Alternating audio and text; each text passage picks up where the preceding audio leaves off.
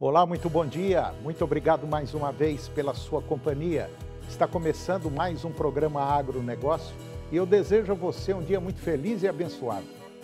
E no programa de hoje, nós vamos comentar da queda da produção de soja no Brasil e de uma reunião de emergência que aconteceu em Brasília. Vou conversar com Guido Juliano Martins de Araújo, diretor do Instituto Saga das Águas, e vamos falar de um tema que está incomodando, que é o acordo comercial entre União Europeia e Mercosul, que se arrasta há mais de 20 anos. Vamos falar também da produção de biodiesel. Vou conversar com Alessandro Santos, coordenador técnico do IFAG, e nós vamos falar sobre uma expedição que um grupo de pesquisadores do IFAG, esse grupo fez nas principais regiões produtoras de Goiás, para ver de perto a real situação das nossas lavouras. E vamos saber dos resultados. O programa Agronegócio já está no ar.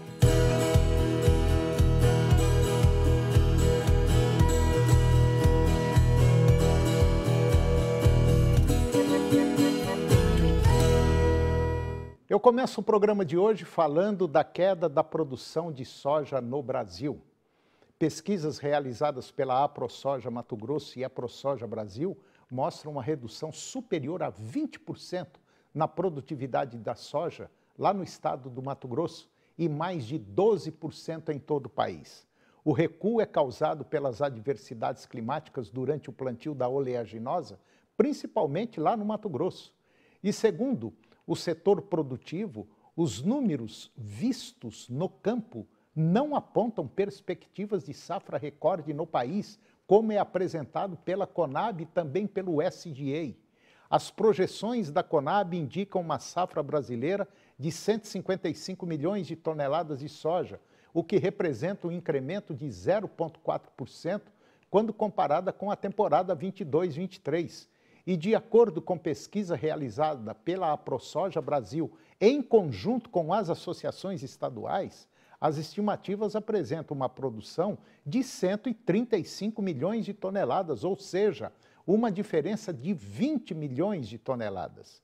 De acordo com a presidência da AproSoja Mato Grosso, a imprecisão dos dados oficiais vem prejudicando os produtores, visto que os números que mais refletem no mercado são os da Conab. No campo, todos os produtores discordam dos números da Conab e se mostram até revoltados, pois tem prejudicado muito a renda do agricultor.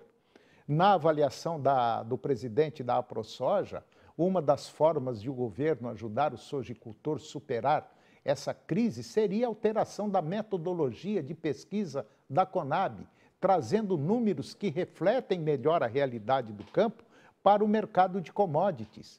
Isso prejudica muito a metodologia que a Conab tem usado para fazer esses levantamentos, já que o agricultor, que é quem melhor conhece a sua lavoura, não concorda com esses números.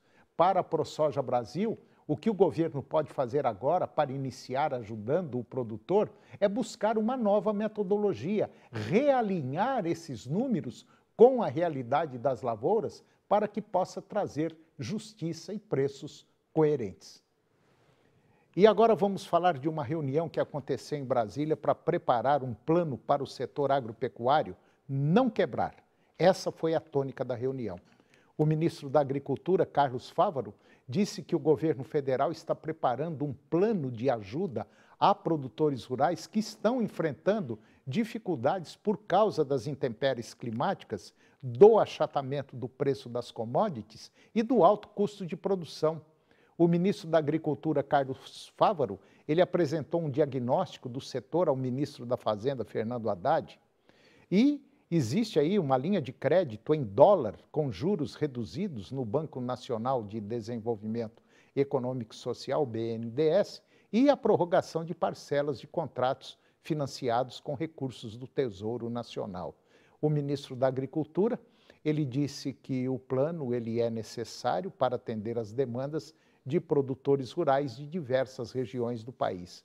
O Ministério da Fazenda e o presidente do Brasil ainda precisam aprovar o plano antes da sua apresentação. E isso só vai acontecer depois que a equipe econômica fizer o levantamento de custos.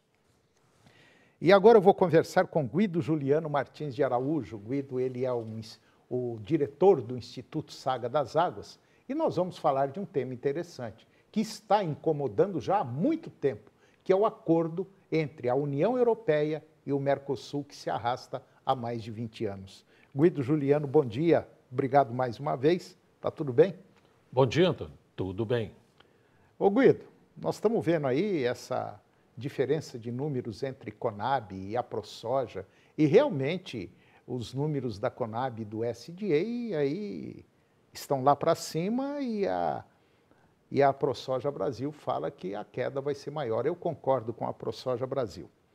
Mas nós estamos com outro abacaxi na mão, que é aquela greve lá na Europa, né, dos produtores rurais. O pessoal é muito unido e a coisa está crescendo, né, Guido?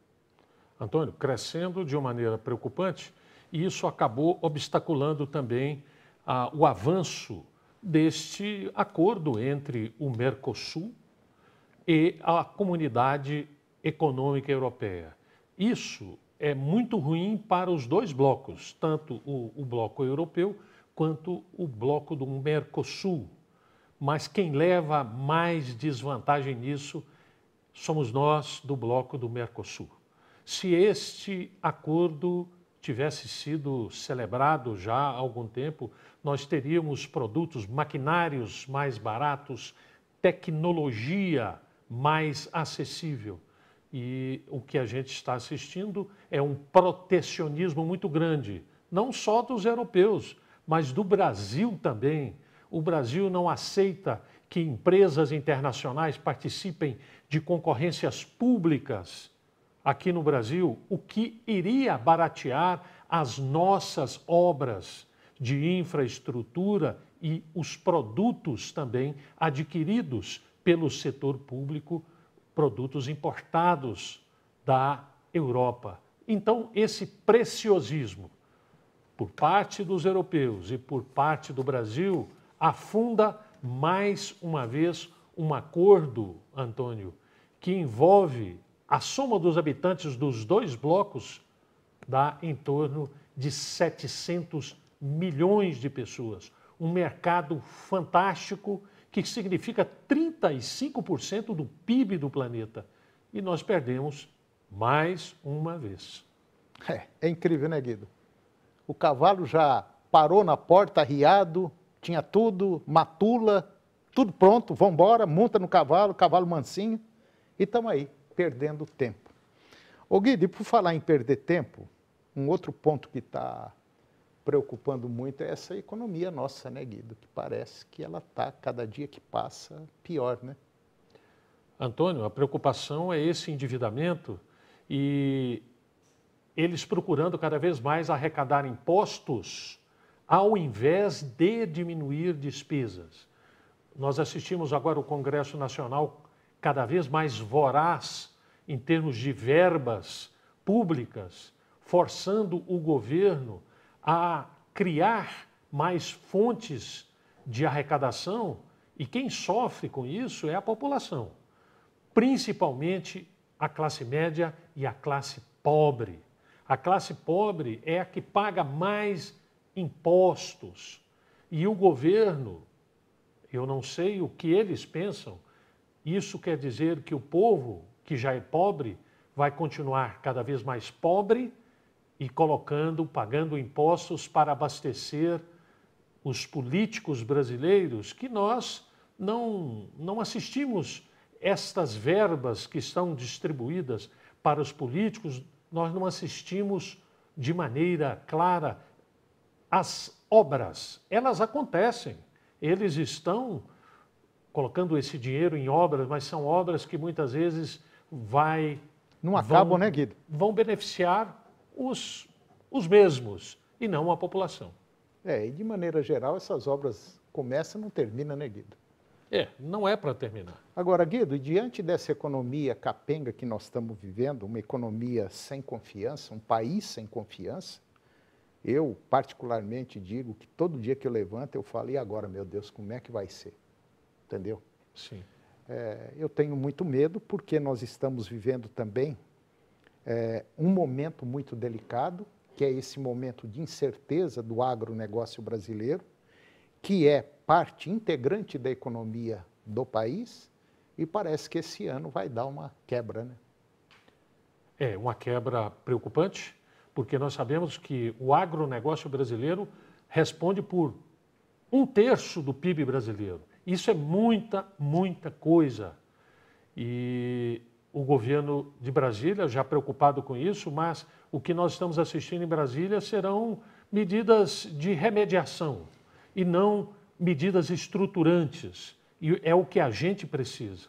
Então, o agronegócio brasileiro terá que ser visto pelos governantes de Brasília de maneira mais séria, de maneira mais clara, porque a gente precisa muito do agronegócio, porque senão o Brasil quebra. Eu estava conversando com o Guido nos bastidores e ele me dizia o seguinte: essa confusão que está acontecendo, principalmente lá na França, com produtores rurais, só para você ter uma ideia, o PIB do agronegócio francês representa para a França 2%. Exatamente. O PIB do agronegócio brasileiro representa quase 40% aqui no Brasil. Olha a diferença. E a gente não está assistindo com seriedade o que significa isso. Se nós pararmos de receber dólares por conta dos produtos agrícolas que nós vendemos, sejam eles in natura ou produtos elaborados, como é que será a inflação brasileira? Como é que será a balança de exportações brasileiras? Então, isso é muito preocupante. Precisamos ver isso com mais seriedade. Os políticos de Brasília que abraçam o agronegócio, que eles façam por onde, e nós precisamos ver resultados. Se não botar a locomotiva no trilho, como ela tem que ser colocada, ele vai descarrilar, pode ter certeza absoluta. Ela vai descarrilar. Guido, mais uma vez, muito obrigado, muito bom dia. Excelente essa conversa nossa. Eu te espero ver mais vezes aqui, se Deus quiser. Obrigado. À disposição. Guido. Obrigado. E depois do intervalo, nós vamos comentar do biodiesel, que teve uma produção em 2023 superior a 2022. E eu vou conversar com o especialista do IFAG, coordenador técnico do IFAG, e nós vamos falar sobre uma expedição que um grupo de pesquisadores do IFAG fez às principais regiões produtoras de Goiás para ver de perto a situação das nossas lavouras e agora nós vamos saber dos resultados. Nós voltamos já, é um minutinho só.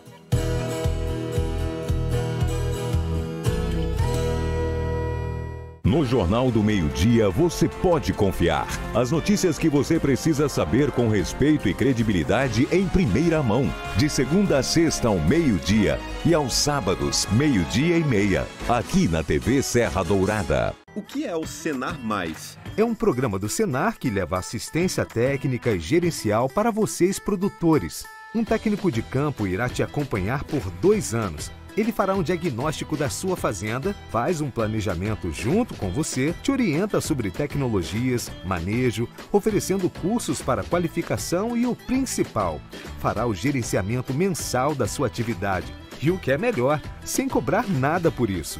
Senar Goiás. Você aí não perca o Serra Dourada Esporte, sempre aqui na tela da sua TV Serra Dourada SBT. De segunda a sexta, 11 horas da manhã, tudo sobre o mundo esportivo. Os comentários do Marcelo Borges, as reportagens do Rafael Bessa, informações dos nossos clubes goianos, brasileiros e o esporte mundo afora. Eu te espero sempre aqui no Serra Dourada Esportes. Informação de credibilidade, comentário de qualidade na sua TV Serra Dourada SBT. Educação combina com pão, salada, feijão e uma pitada de sorriso. Aprender com prato quentinho, sabor de carinho. A gente quer ver um novo Brasil. Aprender e comer, comer e aprender. Programa Nacional de Alimentação Escolar, PNAE, está presente em todas as escolas públicas da educação básica. São mais de 50 milhões de refeições servidas por dia, com parte dos ingredientes produzidos pela agricultura familiar. E o governo federal, por meio do Ministério da Educação, aumentou em até 39% o investimento na alimentação escolar. Agora, são 5,5 bilhões de reais por ano. Porque comida de qualidade melhora até o desempenho dos estudantes. Aprender e comer, comer e aprender, toda criança. Ministério da Educação, Brasil, União e Reconstrução, Governo Federal. Tem gente que tenta contar nos dedos, outros apostam na sorte. Na promoção Quantas Letras Tem da 99, o importante é acertar a resposta e faturar o prêmio acumulado. 99,5. O sucesso de um evento depende, em boa parte, do local onde ele é realizado. Por isso, ao planejar e preparar o seu evento, seja ele de que natureza for, você precisa conhecer o Teatro João Alves de Queiroz. Um espaço ímpar, na medida da sua necessidade. O Teatro João Alves de Queiroz é equipado e preparado para oferecer o máximo de conforto e funcionalidade, com recursos disponíveis sem custo adicional, com a qualidade que você precisa. Faça-nos uma visita ou agende o seu evento. 32 35 20 28. Teatro João Alves de Queiroz. O sucesso do seu evento começa aqui. Rua 14, Jardim Goiás. Meus amores, estou passando aqui na sua telinha para te lembrar que todo dia, de segunda a sexta-feira, tem esse programa aqui, ó. SBT Notícias Goiás, o programa que conquistou o coração dos goianos. Avisa para todo mundo em cada cantinho do estado de Goiás que a gente chega sempre no finalzinho da manhã, aquele que antecipa todas as notícias importantes. Tanto da manhã, quanto da madrugada, quanto da noite. Estou te esperando, hein? 11h15 da manhã, você encontra comigo no SBT Notícias Goiás. Agronegócio. Oferecimento Moinho Fino. A vida só começa depois do café. De um bom café. Senar Goiás, a maior escola da terra.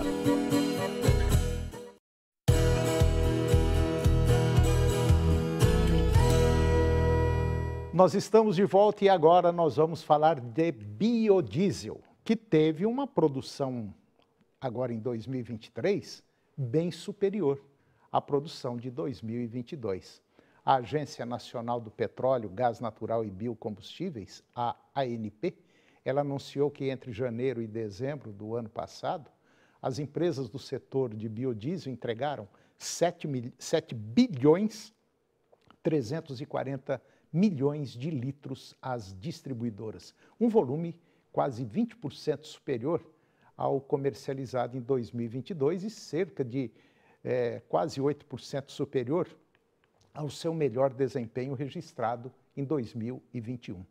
O importante é que o aumento da mistura de 10% de biodiesel para 12%, que é o B12, anunciado no começo do ano passado, não pegou o setor de surpresa, porque já estava preparado para os investimentos feitos, atender a essa demanda, inclusive para o B15, 15% de biodiesel.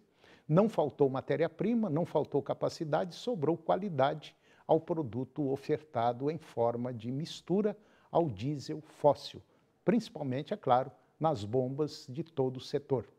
Bom, agora o que está acontecendo é que os biocombustíveis, principalmente que foram agora ditos pela Aprobio, ela disse que o estudo do Observatório de Conhecimento e Inovação em Bioeconomia da Fundação Getúlio Vargas mostrou que a presença de biodiesel na matriz de ciclo diesel ajudou a evitar a emissão de 4,4 milhões de toneladas de CO2, equivalentes no segundo trimestre do ano passado, quando a mistura obrigatória do biocombustível cresceu para 12%. De acordo com o presidente da Aprobio, os benefícios de descarbonização seriam ainda maiores se a mistura prevista de B15, proporção de 15% de biodiesel no diesel, tivesse sido cumprida. Atualmente, a mistura apresenta 12% de biodiesel. E agora eu vou conversar com o Alexandro Santos. O Alexandro, ele é coordenador técnico do IFAG, E nós vamos conversar sobre uma expedição que um grupo de pesquisadores do IFAG fizeram às principais regiões produtoras de Goiás para ver de perto a real situação das nossas lavouras. É claro que ainda está em estudo, não fecharam os números, mas já estão, vamos dizer, bem adiantados. E agora nós vamos ter uma visão geral dessa expedição.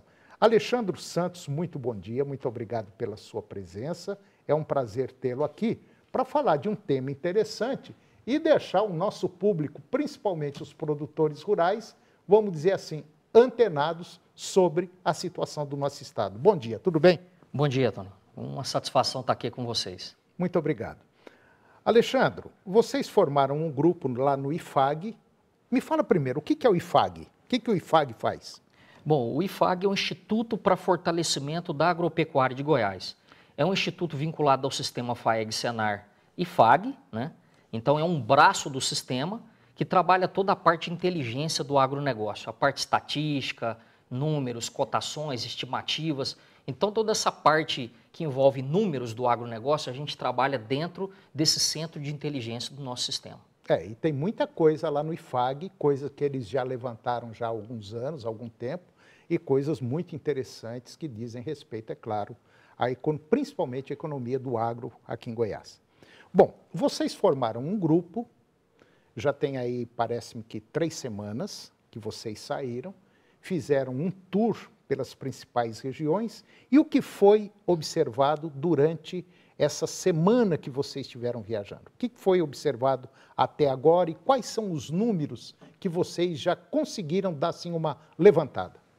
Bom, foi uma oportunidade sem igual de termos rodado por todas as regiões do estado. Na verdade, todo o estado foi contemplado com essa expedição, em que a gente foi verificar, como você já disse, em loco, a situação das lavouras de soja no nosso estado.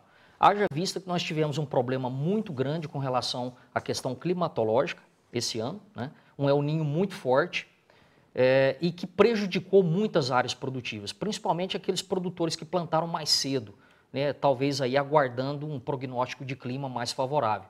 Mas não é o que aconteceu.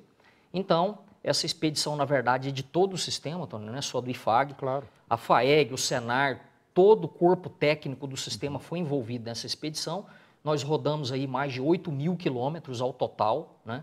Com algumas rotas técnicas, percorremos propriedades já georreferenciadas, onde o produtor estava nos aguardando para fazer então essa conversa, esse bate-papo, essa verificação também do estágio dessas lavouras, da condição em que elas estavam, e realmente o resultado foi fantástico. O resultado foi muito mais do que esperávamos, e tivemos, então, esse diagnóstico da situação das lavouras de soja no estado, que, claro, é o nosso carro-chefe aqui. Bom, fazendo assim um levantamento preliminar ainda, porque, claro, isso aí você não viaja hoje e daqui uma semana você já tem números fechados. Não é bem assim que funciona.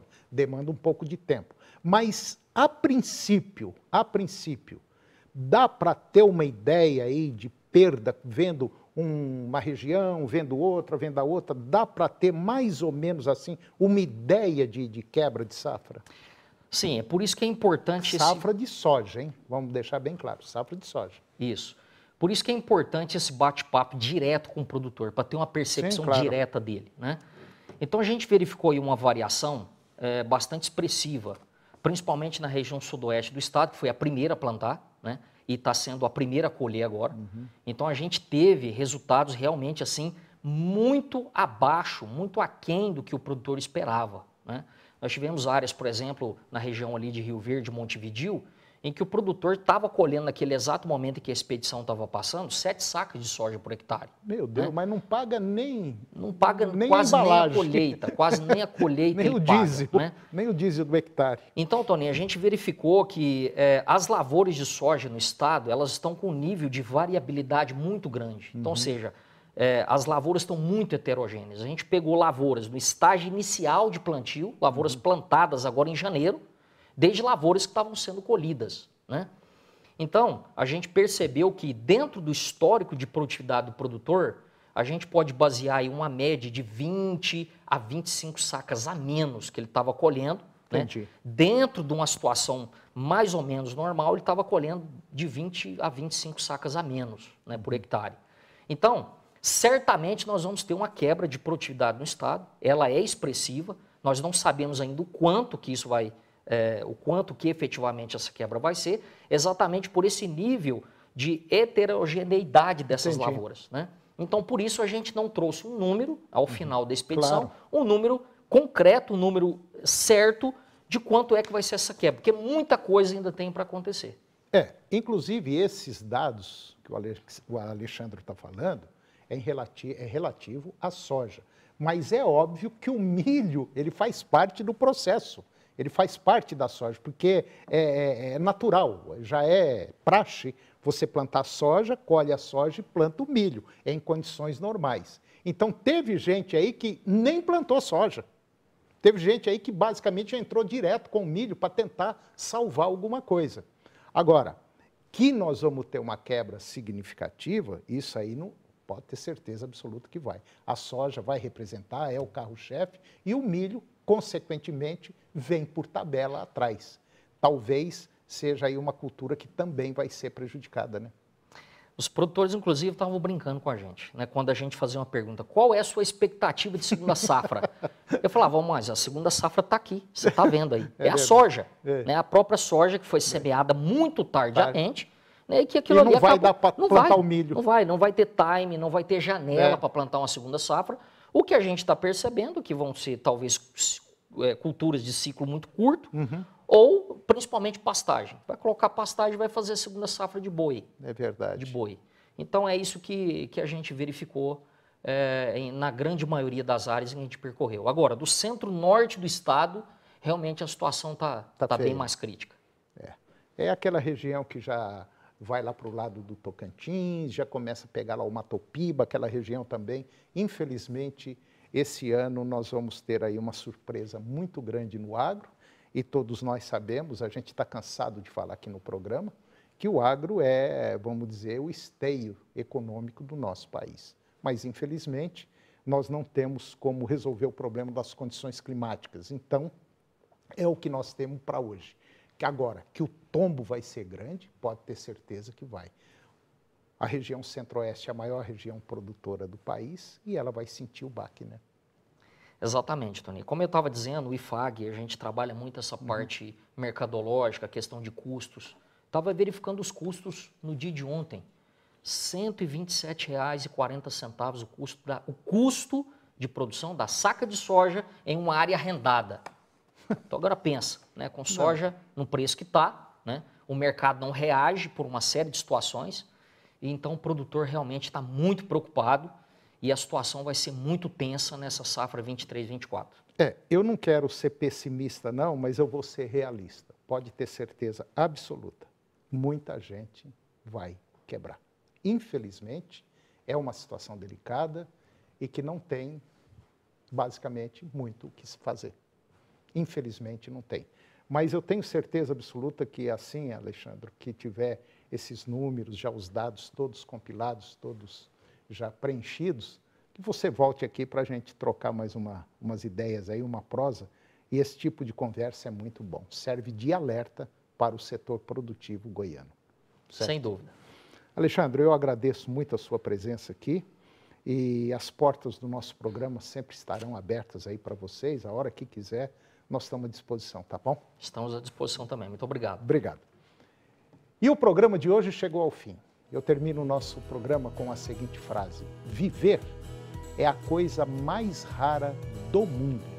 A maioria das pessoas só existe. Muito obrigado pela sua companhia, que Deus nos abençoe e até o próximo programa. TV Serra Dourada SBT Goiânia. Agora suas manhãs têm mais alegria na TV Serra Dourada, com Silvier Alves, de segunda a sexta, às 11h15. A seguir, Primeiro Impacto Continuação.